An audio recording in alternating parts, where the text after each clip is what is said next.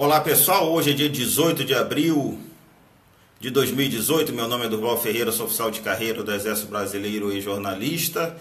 Me sigam no Facebook em Durval Ferreira e no YouTube, se inscrevam lá e apertem o sininho em Durval Ferreira, que em breve vai ter um aulão especial para todas as escolas militares, será pelo YouTube. Então é bom que vocês estejam inscritos lá, e até porque o Facebook é extremamente bloqueado. E vocês estão sabendo disso, né? Então é muito importante que vocês participem. Hoje eu vou falar sobre a fala de Gleisi Hoffmann. Já está aí Vanilda Lara, de Londres, Draco de Avalon, lá de Brasília, Hilária Gozo, Maria Fernanda Pavanelli, Fábio Guido, lá de São Paulo,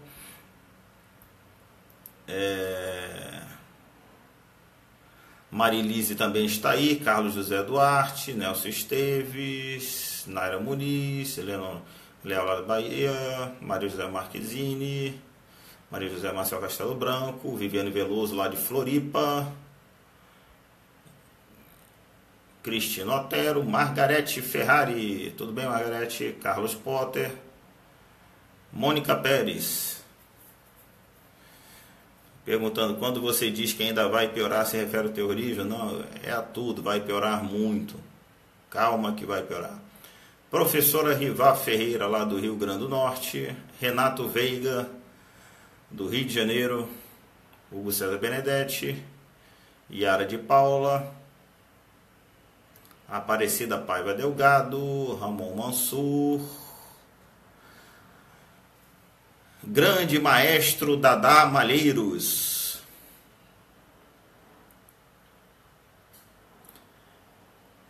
Marilda Rodeguel também está aí, André Cibelo, Adriano Meira, o pessoal tá chegando, Max Bel, André Saul,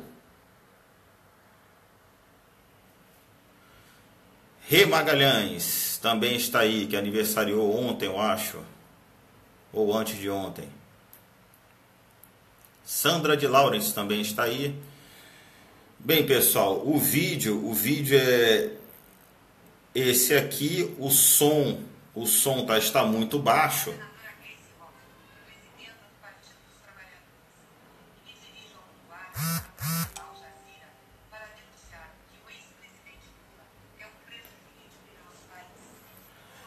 É esse vídeo aqui que a Gleisi Hoffmann fala sobre a prisão do Lula para a TV árabe Al Jazeera. Nós temos aí diversos fatores para que vocês saibam interpretar bem o que ela está falando. Por isso que eu falo que essa guerra... A Gui Driuso está aí também, dos Estados Unidos. Oi, Gui. Letícia de César também apareceu aí. Marília Klein também já está aí. Patrícia Bahia. É muito importante o preparo intelectual para que vocês consigam. Pedro Emílio Marcondes, nosso herói, está aí também. É muito bom que vocês tenham um preparo intelectual para entender o que ela está falando, por trás do que ela está falando. Ela fala sobre pedir apoio ao mundo árabe para Lula, porque Lula cedeu um terreno aqui no Brasil para a embaixada deles, embaixada que não é reconhecida pelo mundo ocidental, mas por alguns países é. E ela pede para o mundo muçulmano apoio. Então tem diversas coisas aí que puxa daqui, puxa dali. Ora, o mundo muçulmano, eles não aceitam os cristãos. Tá? E tem um trecho do vídeo dela, que é isso que eu quero que vocês entendam mais. Que ela fala que a Petrobras foi vendida para o capitalismo europeu e norte-americano. não foi vendida para o capitalismo europeu, norte-americano, foi até uma pequena parte, a maior parte foi para a China. Mas por que ela excluiu a China? Tá? Ela está falando, pedindo apoio para pessoas que não gostam de cristãos, que não aceitam os cristãos. Esse é um detalhe fundamental da fala dela. Tem outra fala do Lula, essa eu não vou colocar aqui porque o áudio está muito baixo, eu só percebi agora que está muito baixo. Tem um outro áudio do Lula, ele, em um desses palanques aí que ele se escondeu para não levar ovada, ele falando que ia dar apoio à África e ao Oriente Médio. Nessa fala dela, ela expôs todos os atores mundiais que estão disputando o Brasil. Todos os atores mundiais que estão disputando o Brasil. Ora, o mundo ocidental, ele vive em cima da fé e da moral judaico-cristã, do direito romano e da filosofia grega. Os três maiores poderes que estão disputando o Brasil é a nova ordem mundial, principalmente através dos banqueiros, o comunismo através da Rússia e da China e os muçulmanos. Para esses três atores, vale usar o outro para conseguir vencer. Desses três, o mais fraco são os muçulmanos, tá? Porque eles precisam dos recursos da nova ordem mundial para conseguir combater. E tem a nova ordem mundial, que é representada por Trump. Mas vamos por partes, como dizia o Jack Stripador, tá? O ISIS existe por causa do muçulmano Barack Obama, que foi ele que permitiu a guerra na Síria durar tanto tempo. Como pode um país do tamanho da goiaba ter 7 anos de guerra? É muito importante que vocês saibam disso. Eu conheci um polonês que na Segunda Guerra Mundial ele era atirador de metralhadora, naquela metralhadora ventral dos bombardeiros. Ele disse que foi baleado diversas vezes, ele atirava ali embaixo. E quando eu estive na Alemanha também aprendi muitas coisas.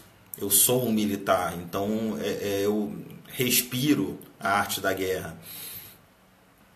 E outro detalhe muito importante, não adianta vocês lerem todos os livros de medicina, todos os livros que são vistos na faculdade, que vocês não vão sair médico. Não adianta vocês lerem a arte da guerra, a história militar, que vocês não vão ser militares. Tá? Então eu sou um militar. Então esse amigo meu, né, esse polonês e mais outras coisas que eu fui aprender na Alemanha, que eu tinha diversas dúvidas sobre diversas passagens da guerra e eu fui aprender lá. Ele falou para mim, Durval, eu saí da Alemanha porque... aliás, eu saí da Polônia porque a Europa não conseguia passar mais do que 17 anos sem guerra. Mais do que 17 anos sem uma guerra grave. Então, meu pai pegou todos os filhos e mandou para o mundo. E eu vim parar no Brasil. E ele falou coisas de quem vive a guerra, né? Ele faleceu faz alguns anos, era uma pessoa maravilhosa. Eu tenho muito respeito por ele. E ele falou algo que marcou muito. Ele falou, Durval, as grandes potências não fazem guerra dentro do seu país, eles vão fazer guerra no quintal dos outros. Então a Polônia é um grande quintal de guerra. Então a Rússia ia combater lá, a Alemanha ia combater lá, então a gente levava um cacete muito grande, porque as grandes potências não queriam combater dentro do seu país. E foi isso que aconteceu, inclusive, na Segunda Guerra Mundial.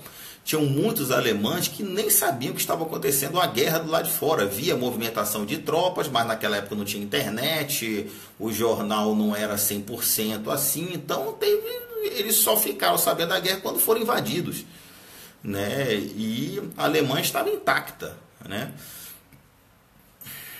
Então, é muito importante que vocês entendam isso. A Síria é um laboratório de guerra para diversos países, para troca de ameaças e de poder, testes de armas e tudo mais, assim como no Brasil, aquela greve que teve da Polícia Militar do Espírito Santo, que ela estava lutando por melhores salários, por ser o menor salário do Brasil. A Polícia Militar do Espírito Santo era o menor salário do Brasil, ela estava em greve lutando justamente por isso, que eu acho justo, e chamaram o exército para ir lá cobrir a polícia e resolver o problema da segurança pública, vírgula. Um coronel da PM do Espírito Santo ganha mais do que o dobro do que um coronel do Exército Brasileiro, que estava lá salvando a população. Então isso é um outro fator preponderante para que a população entenda como as Forças Armadas aqui no Brasil são deveras atacadas pelo governo. Então, quando você vê algum imbecil falando, os militares estão tranquilos porque ganham bem, tá de sacanagem, né? Mas vamos voltar a essa questão da Síria. A Gleisi Hoffmann chamando os muçulmanos para apoiar e tudo mais. Deixa eu explicar isso tintim por tintim, mas bem tintim por tintim mesmo.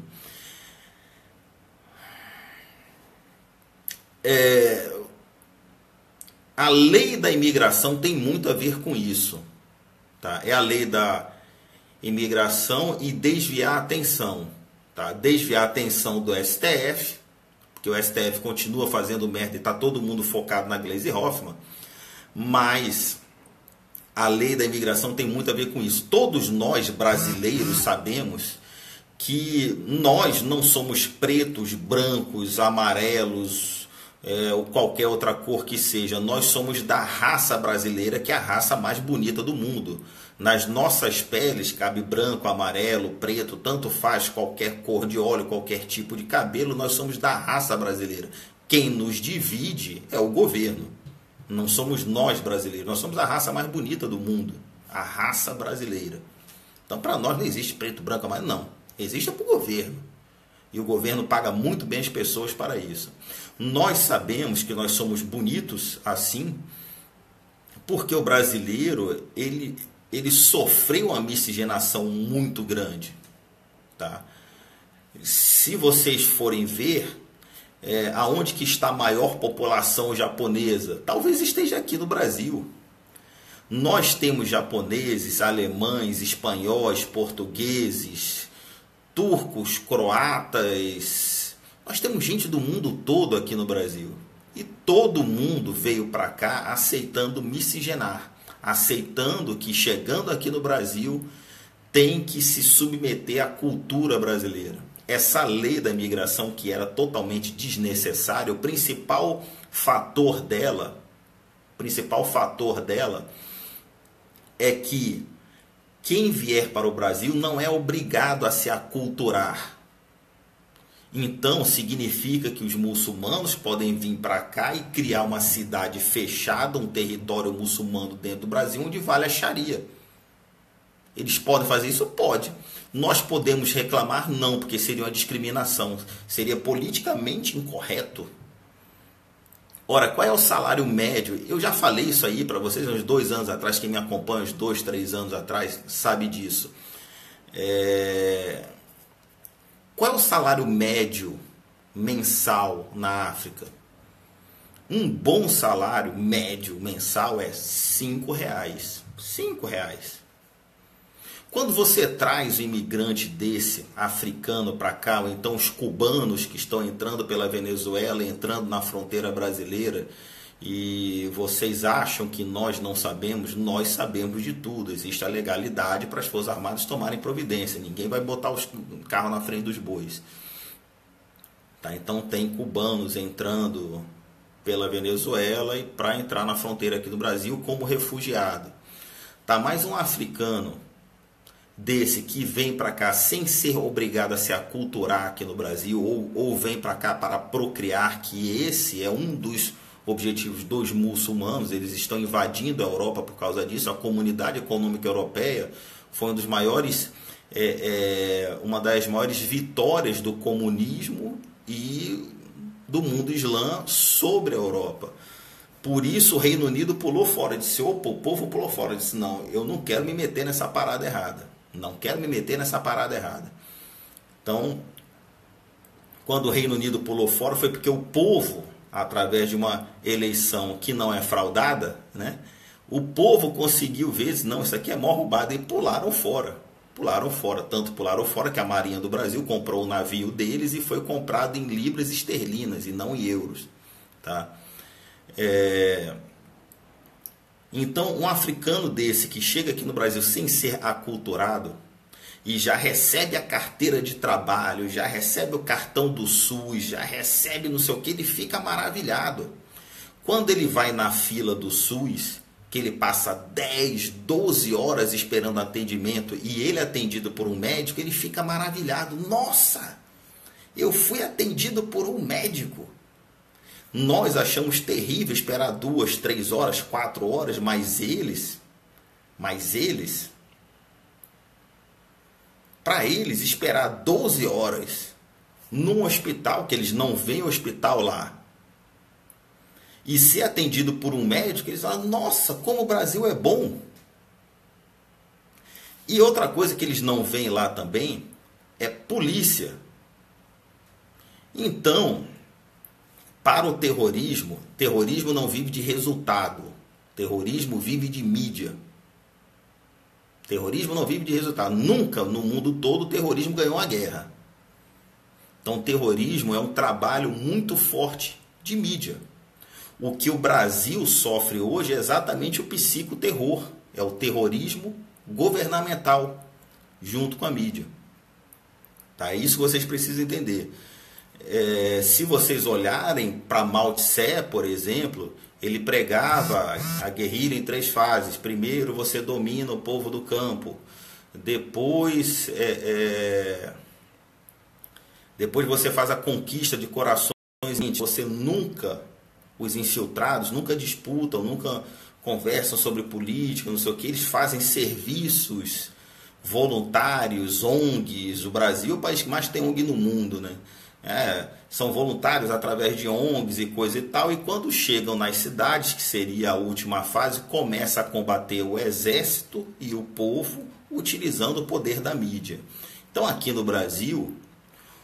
A maioria em massa, os 200 milhões de brasileiros, não suportam nem o governo e nem a mídia. Mas a maioria em massa acha que o governo é que manda em tudo, porque tem uma mídia dizendo que o governo manda em tudo. Então isso se chama psicoterror, né? Então, lembrem da França. Aquele fato lá do Charles Hebdo, onde terroristas metralharam escritores, desenhistas e policiais nas ruas. Foram 6 ou 7 terroristas. O presidente, que era um comunista, um socialista, e estava com um índice de popularidade abaixo da sola do sapato, beirando o zero, muito mal. De repente aconteceu um fato terrorista desse e a França toda parou. Então vamos analisar 2 coisas. A França parou com medo dos terroristas. E a França tem um dos melhores serviços de inteligência do mundo. Então como é que esses caras entraram, né? Serviço de inteligência militar, possivelmente o governo não tenha deixado. Aliás, o governo que tenha permitido, né? Então eles entraram no momento que o presidente estava com a baixa popularidade. Quando eles entraram, a França toda parou de medo, porque a mídia ficou colocando que eles estavam nas ruas, estavam nas cidades, estavam não sei o que. A França toda parou. Então, o terrorismo não vive de resultado, vive de mídia. E, de repente, o presidente François Hollande começou a subir a popularidade, que ele aparecia na frente de tudo de mão dadas, mas a mídia brasileira não mostrou que o povo nas ruas estava quase mijando em cima dele dos dos prédios, não sei o que, o pessoal odiava ele. Tá?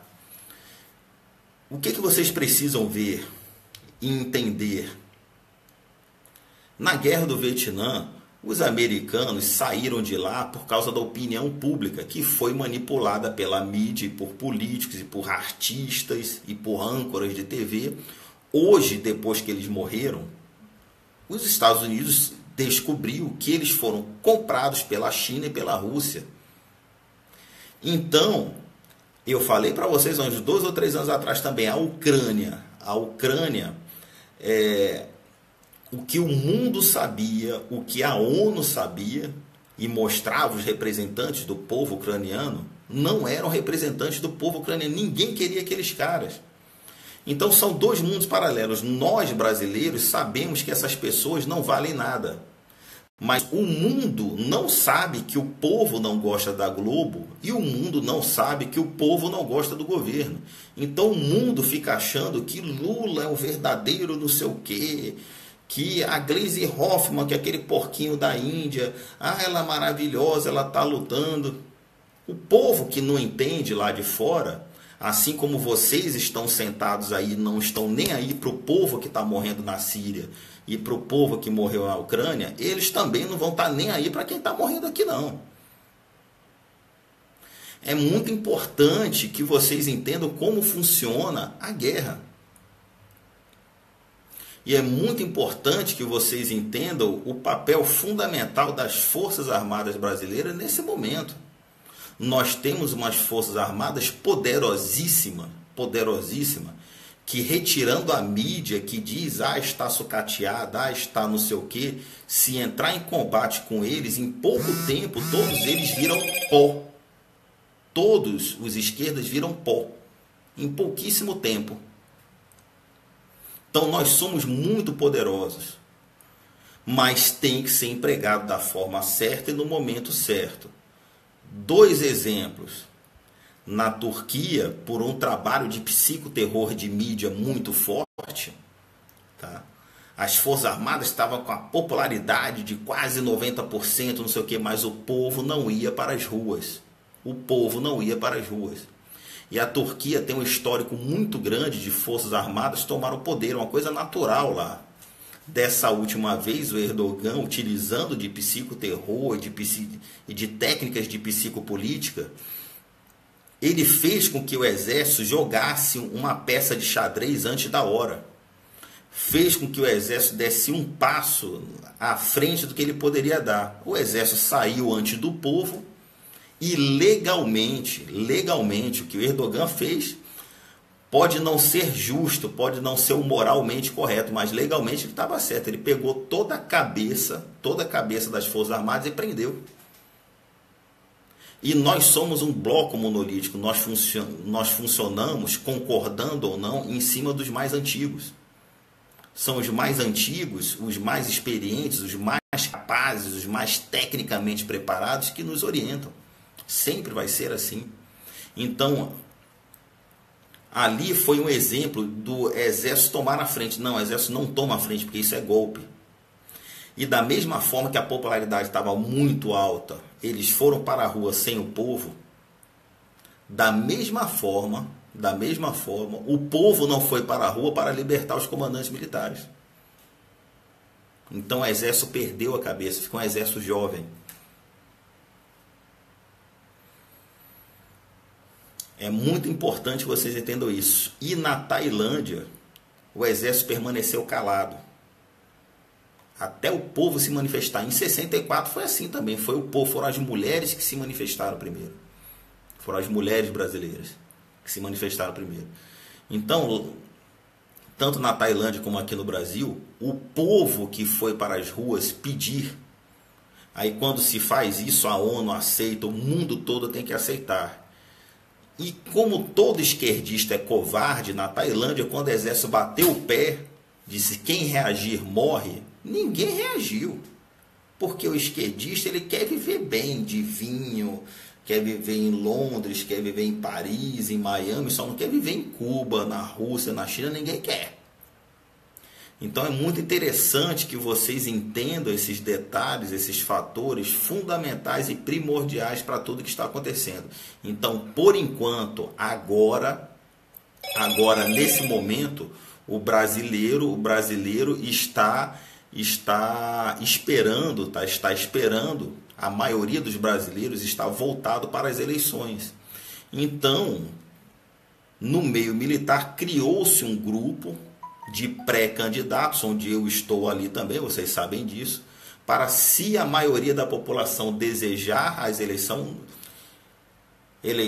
nós lá estaremos. Não se preocupe com esse papo furado, que não sei o que as urnas são fraudadas, não sei o que, são, mas para tudo existe solução. Tenha calma. Então, não adianta também no cara reclamar, mas por que não sei o que, você está fazendo a sua parte, você está participando das manifestações, você está compartilhando, você está cooperando financeiramente com os grupos que você apoia, que você acredita, por exemplo, do Instituto Heracles e tudo mais, de apoiadores, na verdade, só tem 17 pessoas. E olha a quantidade de pessoas que me assiste e tudo mais.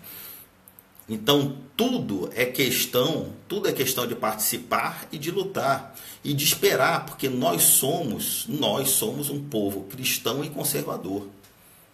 Então, o cristão, por concepção, não é covarde, é tolerante. A maioria das guerras do mundo, o cristão sempre vence. Mas o cristão é tolerante, não é covarde. Nunca foi covarde. Tá?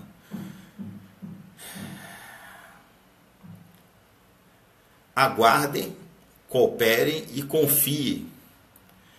Pessoal, eu pediria para a doutora Marília Klein dar um oi aí.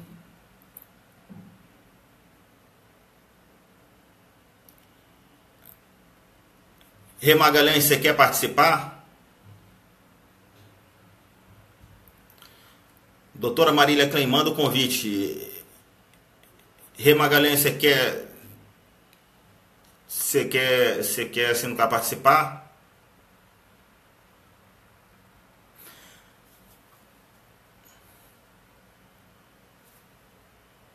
Doutora Marília Klein.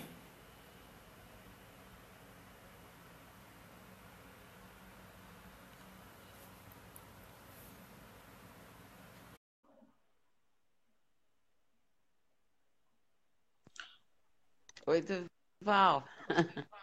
Oi, doutora Marília Klein. Boa noite a todos. Tudo bem?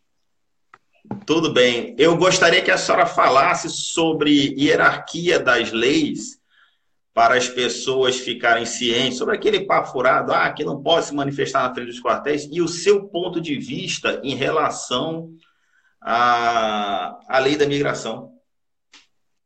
Bom, a lei de imigração, né, Durval? Primeiro, boa noite a todos aí.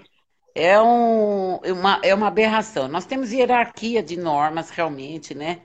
As pessoas têm que entender que a Constituição é a nossa lei magna, né, lei maior, e as demais leis têm que estar de acordo com a Constituição. O que nós vivenciamos há muito tempo no país são aberrações jurídicas, onde você vê constantemente leis que são inconstitucionais, né? Ou normas infralegais que também são ilegais, estão contrárias à lei. Quer dizer, a justiça não existe mais. Eu vejo assim de uma forma Olha, lamentável. doutora Marília Klein, eu estou vendo todo mundo comentando que a Gleisi Hoffmann ela pode estar enquadrada na Lei de Segurança Nacional. E quem é que vai julgar ela? O STF vai julgar ela? Exatamente. Então, na verdade, há muito tempo nós não temos mais justiça no país. Essa é que é a grande verdade. Então, isso aqui virou uma balbúrdia, né? Quem que vai? É isso que você está falando. Quer dizer, não adianta, eu vi até o Major Olímpio hoje entrando com uma representação, né, ou falando de entrar com uma representação na Procuradoria-Geral da República. Ora, Para que é isso se não é só mídia?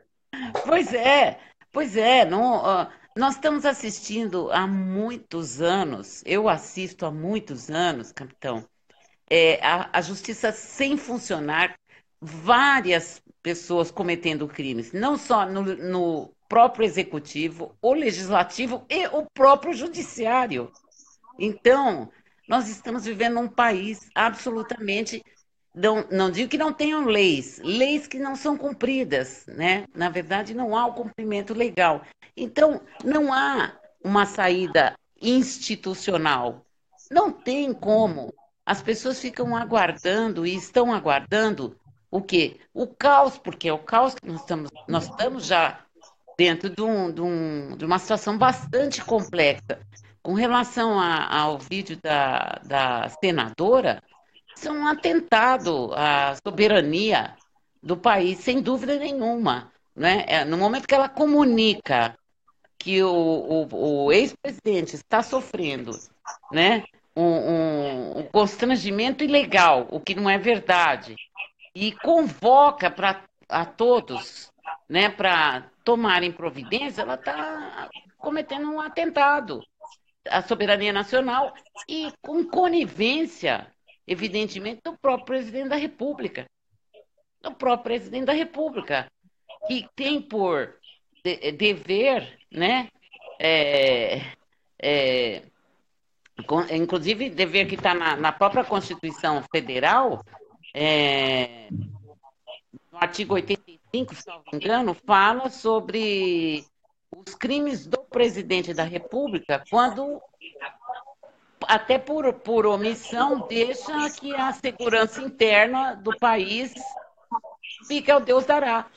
Então, eu estou assistindo isso há muito tempo e isso vai nos levar realmente a um caos de forma muito grave, muito séria, na minha opinião, isso desde longa data, né? Que eu vejo dessa forma. Olha, tem algumas coisas. Olha só, tem algumas pessoas perguntando aqui, e o que as Forças Armadas, por que não As Forças fazem nada? Armadas não vão O fazer nada. Ivalmir Isso está é aí também. extremamente importante. Aquilo que você sempre explica não é função das Forças Armadas tomarem a iniciativa. O poder é do povo. Está lá. As pessoas são incapazes de ler o artigo 1º, parágrafo único da Constituição, que está escrito: todo poder emana do povo através dos seus representantes ou diretamente. Quer dizer, diretamente, se o povo entende que não tem mais ninguém que o representa, o povo diretamente pode sim convocar as Forças Armadas para retirar todos os 3 poderes, que é isso que as nossas Forças Armadas aguardam. Eu não tenho a menor dúvida disso. Agora, vai esperar o caos? Vai esperar o caos? Caos maior do que o que nós já estamos vivendo? Vai ser complicado. A cada tempo que passa. As pessoas esquecem que nós estamos falando aqui para aqueles 5% e não para toda a população brasileira. Nós não temos tal alcance para conseguir falar com todo mundo no Brasil todo. Até eu tento, através da venda das minhas aulas do Instituto Héracles, de Sim. doações. Aí eu viajo, aí sim eu consigo ser conhecido. Aí sim a gente consegue impulsionar publicações e tudo mais. Mas fora isso, a esquerda e a mídia está utilizando a força, o nosso dinheiro, para causar o caos. Sim, sim, é um absurdo. A gente olha, inclusive, a viagem de senadores, nós estamos pagando a viagem de senadores para ir visitar Lula lá em Curitiba. Gente, ou o povo toma a frente, ou nós vamos para o caos generalizado. Eu lembro das palavras do general Mourão sempre. Este pessoal não desiste. Eles não vão desistir. As pessoas têm que pôr isso na cabeça. Agora, se o povo não tomar a frente, sem dúvida nenhuma, eu fico bastante irritada quando eu vejo as pessoas perguntarem: cadê as Forças Armadas? Onde estão as Forças Armadas? Estão, como você fala, sempre aonde estiveram e aonde têm que estar, nos quartéis, tá certo? Quem tem que convocar as Forças Armadas é o povo dono do poder. É o povo quem tem que convocar. E eu não tenho a menor dúvida que não há sequer a possibilidade das Forças Armadas dizerem: não, nós não vamos fazer nada. Uma vez que haja convocação direta, expressa e massiva, não há como as Forças Armadas se negarem a cumprir o seu papel constitucional. Então as pessoas precisam. Por enquanto, os generais estão falando que a maioria da população está falando. Ora, É o claro, general Teófilo ele esteve aqui e falou de só se for milhões para frente dos quartéis, tudo bem, mas se não for, nós continuamos pensando em eleições, né? claro, porque o povo Não que a ainda. gente deseja, não que a gente deseja, é o que a maioria quer. Então nós estaremos lá também. Claro, é perfeitamente compreensível, até porque as Forças Armadas não podem tomar a frente, e aí eu vejo aí um monte de gente falando em insurreição, eu falo: nossa, nossas Forças Armadas não são milícias, não são milicianos, são Forças As Armadas. pessoas esquecem, por exemplo, as pessoas esquecem, exemplo, está em 1935, nós tivemos uma insurreição, nós tivemos diversas quarteladas aqui no Brasil, assim, o que de fato aconteceu foi isso, tá? Diversas quarteladas que no fundo foram insurreição. Insurreição é a divisão das Forças Armadas, você transforma ela em milícias. Então, quem fala em insurreição não é um inocente, é um comunista. Não, mas ele vive fardado do exército com a bandeira do Brasil nas costas. Esse é o papel do artista. Tá? O Claro, comunista, ele igual tá um artista, ele mente pra cacete. Esse é o papel dele. é Então ele bota a verdade. bandeira do Brasil, se veste de soldado, não sei o que, coisa e tal. Vocês não ficam vendo o João Guerreiro aí, que é o maior enrolador do mundo, fala em nome das Forças Armadas e era presidente estadual do PSDB? PSDB, presidente estadual do PSDB, é um dos diretórios mais poderosos do Brasil. Aliás, é o mais poderoso do Brasil. As pessoas É não um cargo de pesquisam, né? confiança. É o cargo de confiança de Fernando Henrique Cardoso e Geraldo Alckmin. E está aí aparecendo dizendo que é a favor dos militares. É nada, bicho. Claro. E ficava espalhando Pior é que boatos que eu não era arrebanha uma militar. porção de pessoas que não têm qualquer conhecimento, nenhuma fundamentação jurídica, legal, conhecimento militar, nada, nada. Apenas falam, falam, incitam as pessoas a se revoltarem contra as próprias Forças Armadas, que é o último reduto de socorro nosso. E é o Sim, povo quem tem que diretamente convocar. Não tenha dúvida. sim. Ou aguardaremos o Outra, caos, ou aguardamos o caos. exato. Né? Outra coisa, é, outra coisa que as pessoas aqui no caso têm que tomar cuidado, como não houve uma infiltração dentro das Forças Armadas, que não era esse o objetivo aqui no Brasil, diferente da Venezuela, tá? Na Venezuela começou pela infiltração dentro das Forças Armadas. Aqui no Sim, Brasil, não. Aqui no Brasil optou-se pelo isolamento salarial e isolamento midiático das Forças Armadas. O isolamento salarial continua dando certo, mas o midiático não, porque o povo continua querendo as Forças Armadas. Então, continua é querendo, mas muito não faz importante. nada para isso. Acha que ficar na mídia, né? Ficar nas mídias sociais, dizendo: cadê as Forças Armadas? Onde estão as Forças Armadas? Isso me deixa profundamente irritada. Estão no Não, lugar mas, que não, deveriam mas estar. tem muitas pessoas que falam isso que são pagas, na verdade, para falar isso, porque se não entende, está meio difícil. Né? As pessoas têm que Imagina, lembrar que, as por pessoas exemplo, têm em que entender 60. o elementar, né, Duval? Que eu falo assim: se um povo que não sequer consegue ler e compreender o que está no primeiro artigo da Constituição do país em que vive, é muita burrice. Pega a Constituição, vai ler. É o primeiro parágrafo do primeiro artigo. É o parágrafo único do As primeiro pessoas artigo. têm que entender, têm que entender que o poder constituinte é do povo. Os poderes constituídos, todos são uma concessão do povo, Sem exceto as dúvida. Forças Armadas, que o casamento povo-Forças Armadas Sem é dúvida. Isso vem indissolúvel. do direito natural, da teoria geral de Estado, que você aprende, Sim, é claro, no curso de sim. direito, mas as pessoas não têm esse conhecimento. Mas, independentemente de ter esse conhecimento, é o que eu falo, leia o parágrafo único